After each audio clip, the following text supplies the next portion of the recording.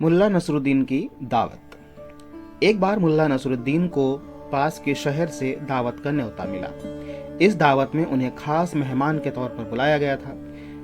मुल्ला वैसे भी खाने पीने के शौकीन इंसान होते थे, इसलिए बिना सोचे समझे न्योता स्वीकार कर लिया। मुल्ला ने रोज पहनने वाले कपड़े पहने और दावत के लिए घर से निकल गए। सफर के दौरान उनके कपड़े पर धूल मिट्टी जम गई और वो गंदे हो गए। जब वो दावत के लिए पहुंचे तो घर के बाहर पहरा दे रहे दरबान ने उन्हें अंदर जाने से रोक दिया।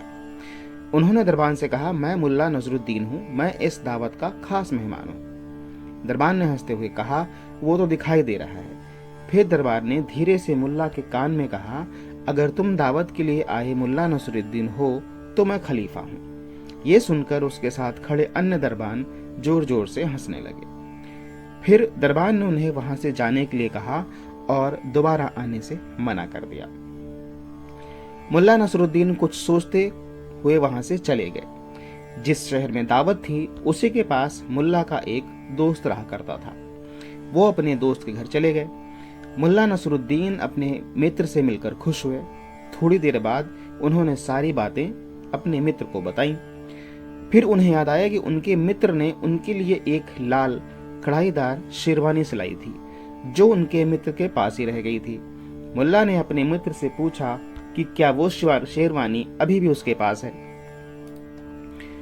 उनके मित्र ने कहा, शेरवानी अभी भी अलमारी में टंगी है और तुम्हारा इंतजार कर रही है। मित्र ने शेरवानी मुल्ला नसरुद्दीन को दे दी। मुल्ला ने मित्र का शुक्रिया किया और कुछ देर बाद शेरवानी पहनकर दावत के लिए निकल गए। इस बार जब दरवाजे पर पहुंचे तो दरबान ने उन्हें सलाम किया और बाइज्जत दावत खाने तक ले गया। दावत में अनेक लजीज पकवान बने थे, जिनकी खुशबू हर तरफ फैल रही थी। मुल्ला के स्वागत में बड़े बड़े लोग खड़े थे। फिर मुल्ला को खास मेहमान की कुर्सी पर बिठाया गया। उनके बैठने के बाद ही बाकी सभी मेहमान बैठे। सभी की नजर मुल्ला पर ही थी। मुल्ला को खाने में सबसे पहले शोरबा परोसा गया। मुल्ला ने शोरबा उठाया और अपनी शेरवानी पर उड़ेल दिया। ये देख सब हैरान रह गए। एक ने पूछा, आपकी तबीयत तो ठीक है ना? जब सबने बोलना बंद कर दिया तब मुल्ला ने अपनी शेरवानी से कहा, उम्मीद है तुम्हें शोरबा लजीज लगा होगा। अब तुम्हें समझ में आ गया होगा कि दावत पर मुझे नहीं बल्कि तुम्हें बुलाया गया था।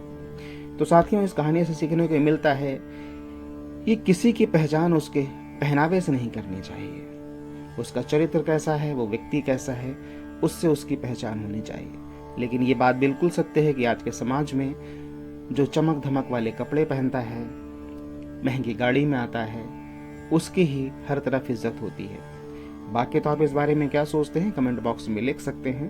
कहानी पसंद आई हो तो कहानी को लाइक और शेयर कीजिएगा। चैनल पर अगर आप नए थे तो चैनल को सब्सक्राइब करके विनती है, बेल आइकन दबाना मत भूलिएगा।